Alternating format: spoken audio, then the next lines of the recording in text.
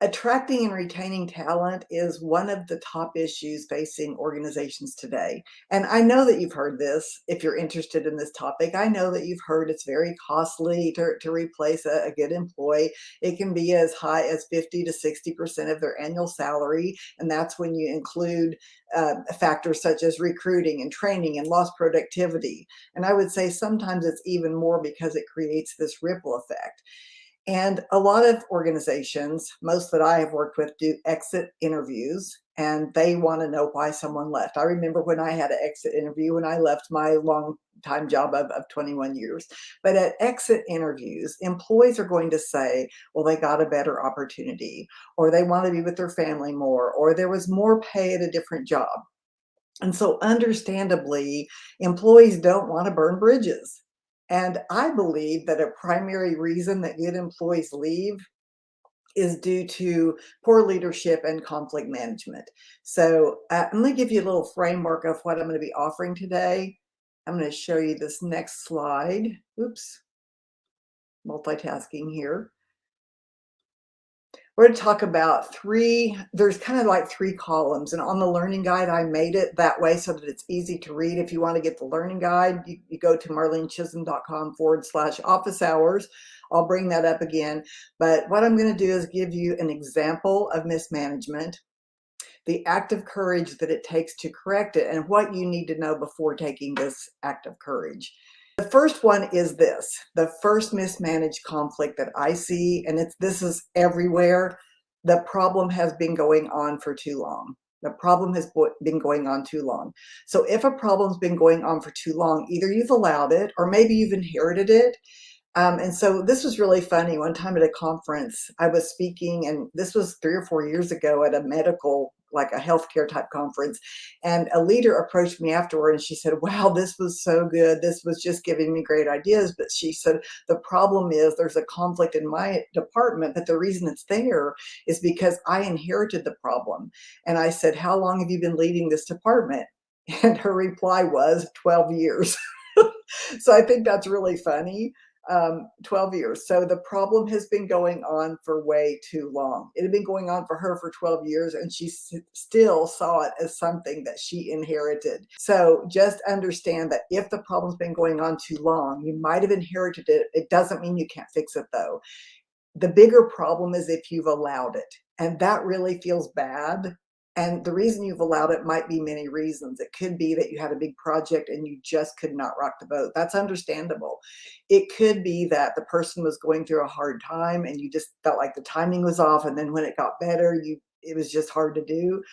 It could be that you thought, we'll all get over this, and we're all adults and it's going to change after this, after COVID, or whatever the issue is. There's a reason why something went on for too long. It's really important that you don't judge yourself, that you understand that you can fix this, even if it's been going on for too long. So I'm going to give you the act of courage. So the act of courage is whether you inherited it or whether it's gone on for too long, you can still course correct if you have the courage to address the problem.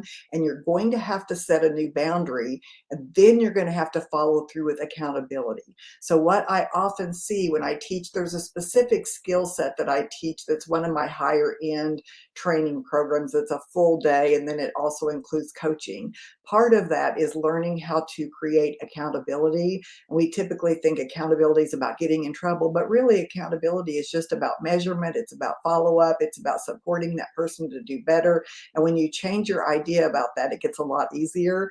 But here's what you need to know. And this is like, whenever I give advice, I understand that you have to understand the culture. So you need to understand the culture, especially if you're a new leader. You might want to just do some interviews, some observations, some reading. You need to understand the culture before you jump in and try to change something, even if you were hired as a change agent. So your new limits that you're going to propose, it has to be supported at the top.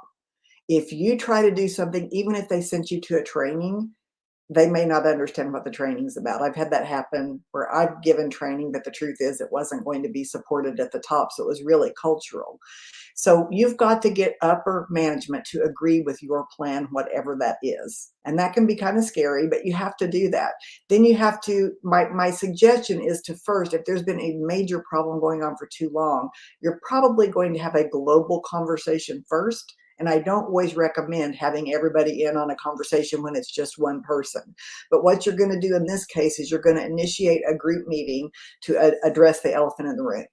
And you're going to view this as an opportunity to let go of blame and create a clean slate. There's ways to do that. I teach those specifics, but part of it is you're just going to kind of own the part that you played. Hey, it was COVID. There was a big project we were on. I tended to overlook it because my mind was on other things, whatever that is.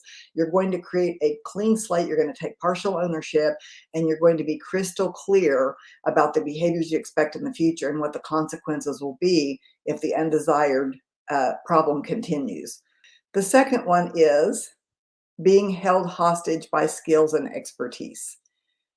Time and time again, a toxic culture is due to high conflict. A high performance individual makes life miserable for the team and nothing's done about it. And so I want to share an example that was really different for me because I've never had this happen to me. But now that I've had this awareness, I know that it could, because this actually happened with a person that does what I do. They consult. And I thought, wow, this even happens to consultants that work outside the company. And so I spoke with this consultant who was hired to play a key role. So she's hired by this vice president to manage this project portfolio. So she's really kind of an outsider that's part of the executive team working with these directors. But here was the problem. One of the high performing directors refused to work with this consultant and would not accept calls or a way to explore how to work together. So this consultant did not know why this person didn't like her, and she's trying to have conversations. Let's work it out. Let's figure this out. And they just wouldn't do it. And the consultant was kind of stuck in the middle. And you know what? A lot of middle managers feel stuck in the middle. That's why they're called middle managers. But this consultant didn't know what to do because she could not get support from the person who hired her, the senior vice president. His loyalty was to the high conflict, high performer. So this is an example of mismanaged conflict, avoidance, and the power struggles that happen at all levels. And so I'm going to now talk about the act of courage. So no matter what your level of leadership, you have to address the inappropriate and toxic behavior. And it's scary if you're not at the top. You're afraid that you're going to look like the pot stirrer, the troublemaker. So rather than focusing, here's what you have to do, because it's real easy to just focus on that performer that someone else has got their back, or maybe it's you that has their back. Maybe you're afraid to lose them because they're good at what they do in the technical sense. But when you start thinking of behavior as part of performance, then it changes the way you see their performance. Because if people are quitting because of them, you're losing money. I call that the leak in the boat. There's the bully on board beating everybody with the oars. Yes, they're a fast rower, but everybody else is going overboard. So here's where you want to focus. Rather than focusing on the star performer, you have to focus on the compounding effect of the entitled employee and how the lack of collaboration affects the business. You have to see the bigger picture, in other words, not just this one person in the role they play.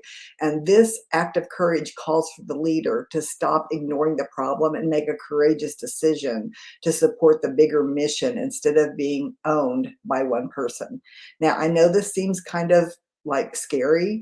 It's fun in theory, isn't it? I say we always know the answers in a workshop. And we always know the answer in a workshop. So like this is the workshop right here. This is knowing the answer. Doing it is difficult.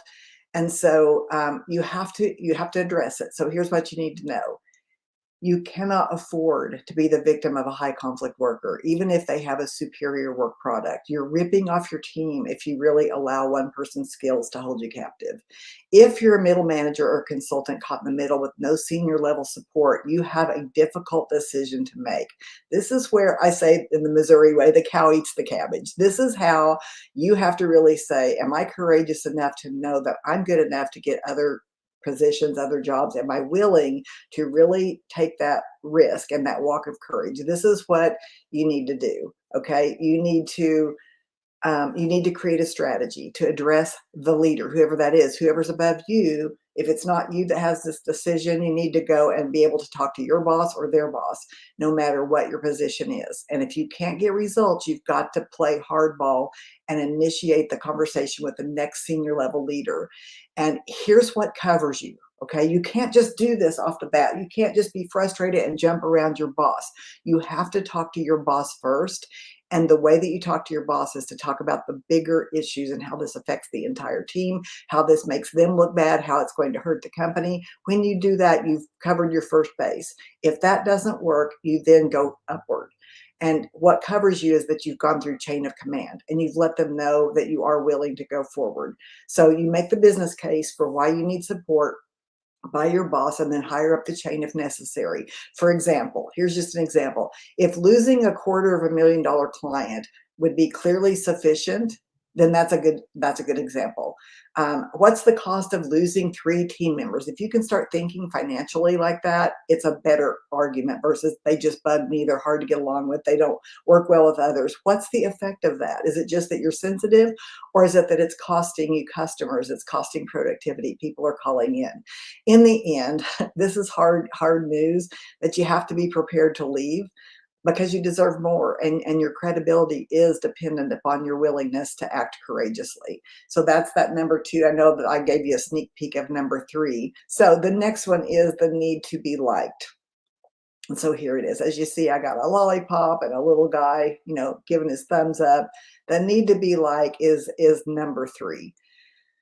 And so this is, I think, the greatest barrier to effective conflict management is that need to be liked. Because as human beings, it's so important that we build bridges and build relationships. And when there's conflict, it feels like we're breaking that apart. This inner drive to really be liked, and it's not bad to want to be liked. It means you care about other people. But you have to see it in a bigger aspect, in that it's fair to expect people to do their job. It's fair to want people to do better if you can coach them.